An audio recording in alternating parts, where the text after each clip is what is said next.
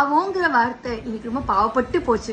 Big pass ஹவுஸ்ல எப்பா அந்த பாவங்கிற வார்த்தைக்கு மட்டும் வாய் இருந்தா அழுது இருக்கும். ஒரே ஒரு வார்த்தையை வச்சு எல்லாரும் பேசி அதுக்காக பவித்ரா அழுது, ஜாக்லின் புளிய அழுது, பாய்ஸ் டீம் வரைக்கும் கொண்டு போய் என்ன அவங்க ஒதுக்கி வச்சுட்டாங்க அப்படின்னு அவங்க இது பண்ணி, இன்னொன்னு வேற எனக்கு தெரிஞ்ச அவங்க ஹிந்தி, மலையாளம், அதுக்கப்புறம் தமிழ், தெலுங்கு, இந்த மாதிரி எல்லா எபிசோடையும் உட்காந்து அப்படியே கரைச்சி குடிச்சிருப்பாங்க போல இருக்கு.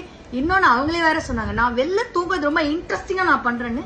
Sorry, it is not very interesting, it's very boring. இன்னொரு விஷயம், யாருமே அவங்க டார்கெட் பண்ணவே இல்லை. அதை வேற நீங்க நினைச்சு ஓன்னு அழுவுறீங்க. எனக்கு அது புரியல, ரொம்ப போர் அடிக்குது நீங்க மறுபடியும் ஒரே விஷயம் பண்ணும்போது. அண்ட் அகேன் எனக்கு தீபக் அவர்களும் சரி, ரவீந்திரா அவர்களும் சரி, ரொம்பவே பாஸியா நடந்துக்கிறாங்களோ அப்படின்னு எனக்கு தோணிக்கிட்டே இருக்கு. அதுவும் ரவீந்திரா அவர்கள் எல்லா இடத்துலயுமே தன்னை பாஸாவே காமிச்சுக்கிறாரு. அண்ட் அதே மாதிரி முத்து 24 ஹவர்ஸ்ல பேசு, நீ பேசு, நான் பேசுறேன், நீ பேசுறேன்னு. எனக்கு தெரிஞ்சு இந்த பாய்ஸ் டீம் ஒரு 3 பேர் தான் பேசினாங்க.